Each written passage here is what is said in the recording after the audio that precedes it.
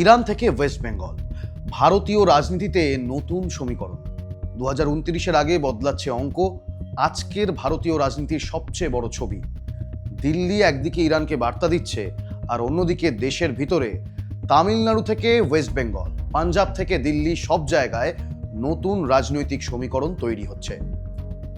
একদিকে বিদেশ নীতি আর অন্যদিকে ঘরোয়া রাজনীতি। একদিকে Hormuz, energy security, Iran diplomacy, আর অন্যদিকে ওয়েস্ট বেঙ্গল বর্ডার, পাঞ্জাব ডেপ্ট, তামিলনাড়ু অ্যালায়েন্স, কংগ্রেস রিসেট। সব মিলিয়ে ভারতীয় রাজনীতি এই মুহূর্তে এক জটিল মোড়ে দাঁড়িয়ে। প্রথমেই দিল্লির বার্তা। পশ্চিম এশিয়ার অস্থিরতার মধ্যে ভারত স্পষ্ট করে দিয়েছে, জ্বালানি নিরাপত্তা শুধু অর্থনীতির বিষয় নয়, এটি জাতীয় নিরাপত্তারও প্রশ্ন। স্ট্রেইট অফ হরমুজ দিয়ে বিশ্বের বড় অংশের তেলের চাহিদা মেটাতে তেল পরিবহন করে হাজারো জাহাজ। তাই ওই অঞ্চলে উত্তেজনা বাড়লে তার সরাসরি প্রভাব পড়ে ভারতের বাজার, জ্বালানির দাম, আমদানি খরচ এবং সাধারণ মানুষের পকেটে। দিল্লির কূটনৈতিক ভাষা তাই সাবধানী, কিন্তু বার্তা পরিষ্কার। ভারত কোনো এক শিবিরে দাঁড়িয়ে সরাসরি সংঘাতে যেতে চায় না, কিন্তু এনার্জি রুট, ট্রেড রুট এবং ভারতীয় নাগরিকদের নিরাপত্তা, এই তিনটি বিষয়ে দিল্লি কিন্তু আপোষ করবে না। এখানেই ভারতের ফরেন পলিসির নতুন চরিত্র ধরা পড়েছে। আমেরিকার সঙ্গে সম্পর্ক রাখতে হবে, আবার ইরানের সঙ্গেও যোগাযোগ রাখতে হবে। গালফ কান্ট্রিগুলোর সঙ্গে অর্থনৈতিক সম্পর্ক ধরে রাখতে হবে, আবার একই সঙ্গে নিজের জ্বালানি নিরাপত্তাকেও সবার আগে নিশ্চিত করতে হবে। কিন্তু বাইরে যতটা কূটনীতি, ভিতরে ততটাই রাজনীতি। এবার আসি পশ্চিমবঙ্গে। বিজেপির জয়ের পর ওয়েস্ট বেঙ্গল পলিটিক্স এখন শুধু নবান্ন বা বিধানসভায় আটকে নেই। সীমান্ত, বাংলাদেশ, অনুপ্রবেশ, ভোটার তালিকা, এই চারটি শব্দ নতুন করে রাজনীতির কেন্দ্রে চলে এসেছে। ডিটেক্ট, ডিলিট অ্যান্ড ডিপোর্ট, এই স্লোগান এখন বাস্তব প্রশাসনিক নীতির দিকে এগোচ্ছে কিনা সেটাই বড় প্রশ্ন। বিজেপি বলছে বেআইনি অনুপ্রবেশ রুখতেই এই কড়া অবস্থান।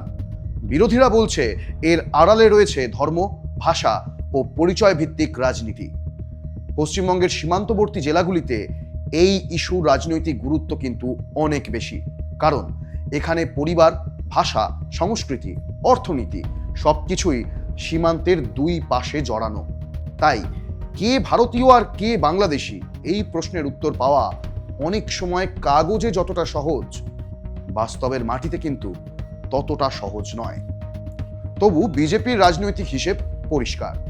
সীমান্তে নিরাপত্তা, নাগরিকত্ব, ভোটার তালিকা, এই তিনটে ইস্যু নিয়েই তারা ওয়েস্ট বেঙ্গলে নিজেদের কোর সাপোর্ট বেস আরও শক্ত করতে চায়। 2029 লোকসভা নির্বাচনের আগে ওয়েস্ট বেঙ্গল তাই বিজেপির ন্যাশনাল স্ট্র্যাটেজির খুব গুরুত্বপূর্ণ একটি পরীক্ষাগার। এবার সাউথ ইন্ডিয়া, তামিলনাড়ু। তামিলনাড়ুতে ক্ষমতার পালা বদলের পরেও রাজনৈতিক স্থিরতা এখনো আসেনি। বিজয়ের টিভিকে নতুন শক্তি হিসেবে উঠে এসেছে, কিন্তু সরকার চালানো আর ভোট জেতা কিন্তু এক জিনিস নয়। Alliance management, left parties, VCK, MDMK, IUML, সব পক্ষকে নিয়ে নতুন সমীকরণ তৈরি করা কিন্তু সহজ নয়। ডিএমকে ক্ষমতা হারালেও মাঠ ছাড়েনি এখনো। স্ট্যালিন এখন বিরোধী রাজনীতির নতুন ভাষা খুঁজছেন। অন্যদিকে বিজেপির দক্ষিণ ভারতীয় কৌশলও ধাক্কা খেয়েছে। আন্নামালাইয়ের অবস্থান, বিজেপির সংগঠন এবং অ্যান্টি দ্রাভিডিয়ান স্পেস সব কিছু নতুন করে সাজাতে হচ্ছে। তামিলনাড়ু তাই আজকের ভারতীয় রাজনীতিতে শুধু রাজ্য রাজনীতি নয়, একটি ন্যাশনাল সিগন্যাল দিচ্ছে। প্রশ্ন হচ্ছে, সেলিব্রিটি ক্যারিশমা কি লং টার্ম গভর্নেন্স মডেল তৈরি করতে পারবে? প্রশ্ন হচ্ছে, সেলিব্রিটি ক্যারিশমা কি লং টার্ম গভর্নেন্স মডেল তৈরি করতে পারবে? আর দ্রাভিডিয়ান পলিটিক্সের পুরনো দুই মেরুর বাইরে কি সত্যি তৃতীয় শক্তি স্থায়ী জায়গা বানাতে পারবে? এবার আসি পাঞ্জাবে। পাঞ্জাবে আপ সরকার এখন কঠিন বাস্তবের মুখে। নির্বাচনী প্রতিশ্রুতি, ওয়েলফেয়ার মডেল, কেন্দ্রীয় তহবিল, ডেপ্ট ক্রাইসিস সব একসঙ্গে চাপ তৈরি করেছে। স্থানীয় নির্বাচনে আপ শক্তিশালী ফল করলেও রাজ্যের আর্থিক অবস্থা তাদের সবচেয়ে বড় রাজনৈতিক চ্যালেঞ্জ। এখানে বিজেপি, কংগ্রেস এবং আকালি দল তিন পক্ষই সুযোগ খুঁজছে। আপ যদি ওয়েলফেয়ার ডেলিভারি ধরে রাখতে পারে, তাহলে পাঞ্জাব তাদের জন্য ন্যাশনাল মডেলই থাকবে। কিন্তু ডেপ্ট প্রেশার বাড়লে অপোজিশন বলবে দিল্লি মডেল পাঞ্জাবে এসে আটকে গেছে। এই রাজ্যের রাজনীতি তাই 2027-এর আগেই উত্তপ্ত হতে শুরু করেছে। এবার আসছি দিল্লি ও কংগ্রেসে।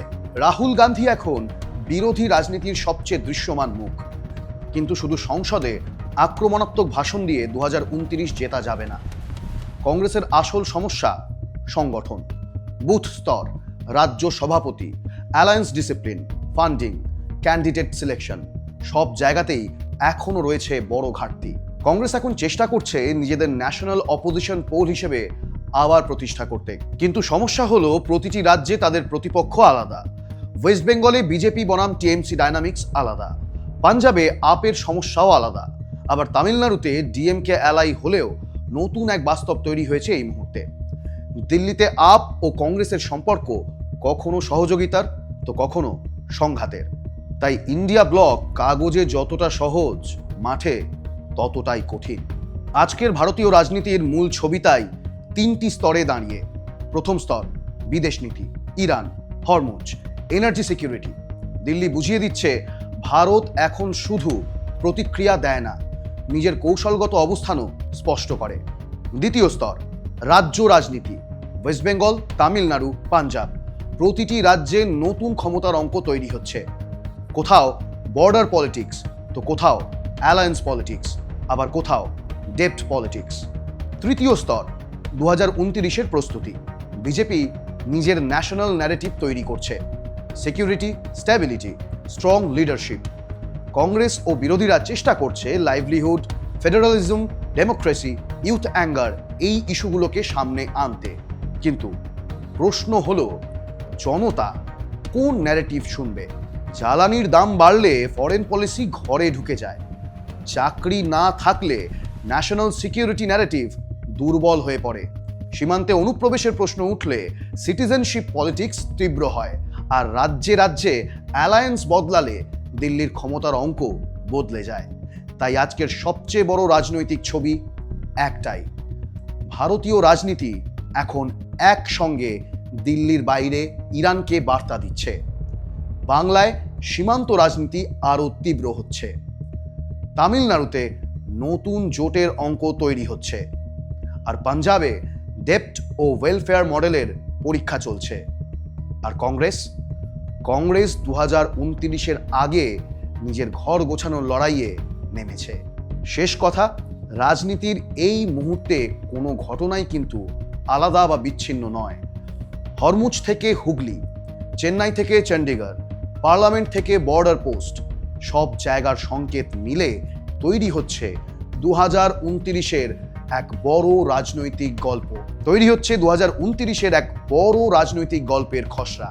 প্রশ্ন শুধু কে আর জিতলো কে হারলো তা নয়, প্রশ্ন হলো আগামী 3 বছরে ভারতের রাজনীতির কেন্দ্রীয় ইস্যু কি হবে?